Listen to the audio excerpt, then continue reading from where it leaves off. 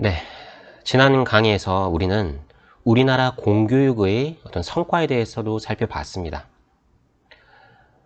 이번 강의에서는 그 한계, 다시 말해 문제점과 미래 한국 교육의 방향에 대해서 이야기해 보겠습니다.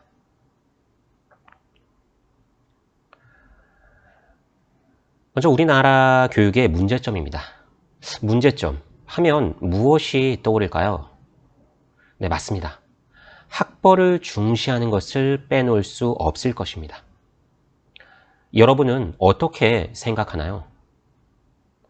명문대학을 졸업한 것이 취직과 승진, 그리고 보수 등에 결정적인 영향이 되고, 이에 따라서 실력이 중시되는 것이 아니라 특정 학교의 학벌을 취득하기 위해서 경쟁, 다시 말해서 소모적인 그런 경쟁을 벌이는 것, 이것이야말로 우리 교육의 심각한 문제라고 봅니다.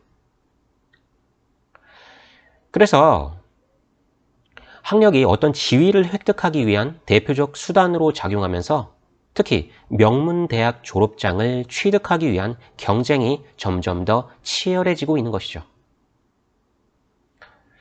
여기에서 학력 인플레이션이라는 개념이 등장하였습니다. 이는 방금 말한 것처럼 학력이 사회적 지위 획득의 수단이 될 때 경쟁적으로 높은 학력을 취득하려는 결과로 학력이 더욱더 높아지는 현상을 의미합니다. 또한 도어라는 학자는 높은 학력을 취득하기 위해서 끊임없이 경쟁하며 개인의 교육 정도나 실력보다는 졸업장에 집착하는 현상을 졸업장병이라고도 하였고요. 자, 그럼 이러한 학벌 중시는 당연히 문제가 있겠죠. 그 폐해를 살펴보면 특정 명문 대학에 입학하기 위한 과도한 그러한 입시 경쟁은 공교육 붕괴와 사교육비 부담을 일으킨다라는 것입니다. 또한 이는 가정 경제에 어려움을 줄 것이고 더 나아가서는 저출산을 유도하는 요인으로까지 나간다는 것, 그것도 좀 위험한 부분이죠. 그리고 지위, 권력, 재산 등은 사회 계층의 중요한 결정 요소입니다. 이는 당연히 그 능력과 업적에 따라 공정하게 배분되어야 하는데 학연이나 학벌 등의 비합리적인 기준에 의해서 배분돼 버리고 만다는 것입니다. 그럼 어떻게 될까요? 맞습니다. 이에 따라 사회 구성원 간의 갈등을 일으키겠고 더 나아가서는 이런 것들이 쌓이고 쌓여서 국가, 사회의 경쟁력까지 저하될 그런 가능성도 크다는 것이죠.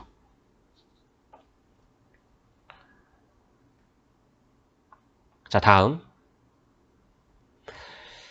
우리의 문제는 바로 이겁니다. 입시 위주의 주입식 교육이죠. 이 부분에 대해서도 여러분들은 이미 잘 알고 있을 거예요.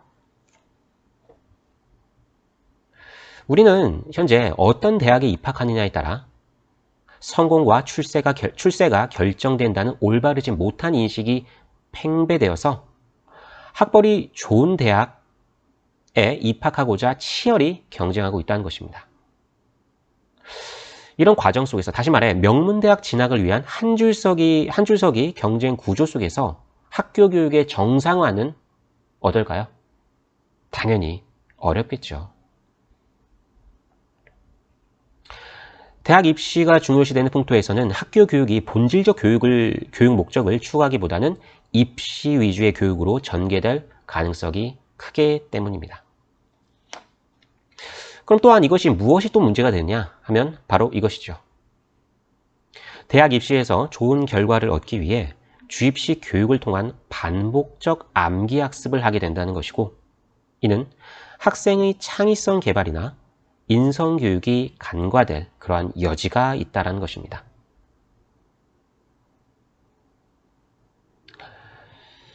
자, 다음으로 앞서 살펴봤듯이 입시 준비를 위한 사교육이 만연되고 있는 것이 우리 교육의 심각한 문제이죠.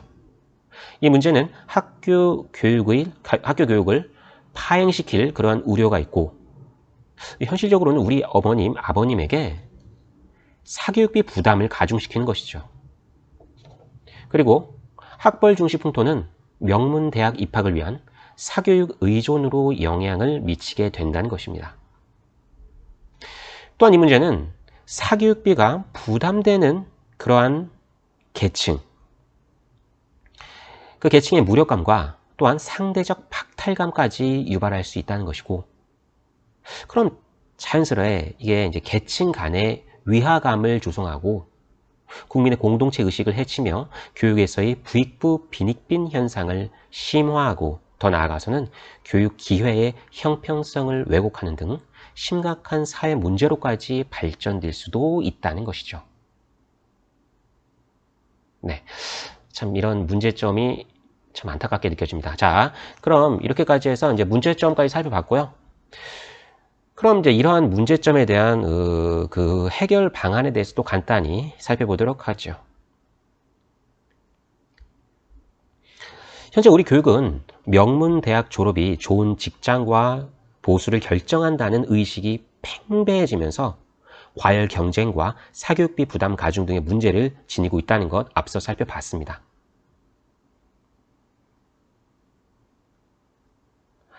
자, 이는 중고등학교가 대학 입시에 종속되고 입시 위주의 주입식 암기 교육으로 창의 인성 교육이 소홀히 여겨지는 문제와 또 관계가 있겠죠.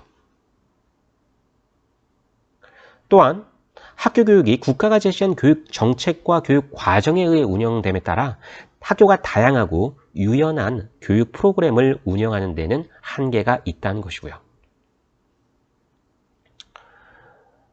근데 지금 현재 기술과 지식의 끊임없는 혁신이 사회 변화를 가속하고 있는 현재 상황을 고려해 볼 때, 네, 지식 정보화 사회에 적합한 역량을 갖춘 인간을 기르기 위해서는 학교 교육이 어떻게 될까요?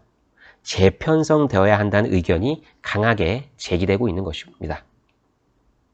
따라서 이러한 지식의 급격한 팽창으로 학교에서 가르쳐야 할 지식과 내용을 적절하게 재조정해야 할 필요가 있다는 것입니다.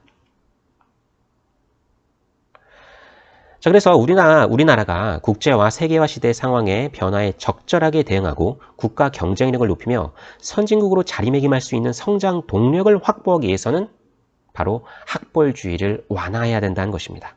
그래서 명문대학 졸업장보다는 실력과 역량을 갖추는 것이 직업이나 보수에 결정적 영향을 미치는 사회적 여건이 조성되어야 한다는 것입니다.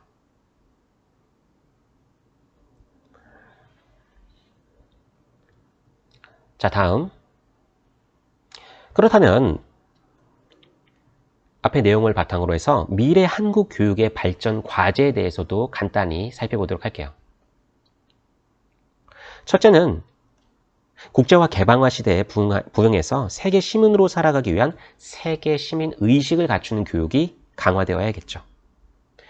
둘째는 지식 중심 교육에서 역량 중심 교육으로 전환하고 창의적 사고 능력 함양과 더불어 인성 교육을 내실화해야 된다는 것입니다.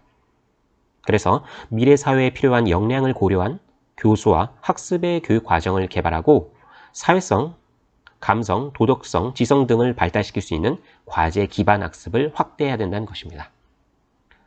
네, 세 번째로는 공존하고 더불어 살기 위한 학습 공동체를 만들어야 된다는 것입니다.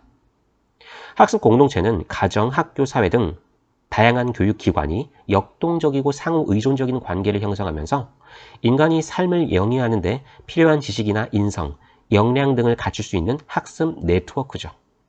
그래서 여기서 학습 네트워크란 학습을 목적으로 상호 관계를 맺고 정보를 공유하는 그런 과정을 의미합니다. 그래서 이러한 학습 네트워크가 만들어져야 된다는 것이고요.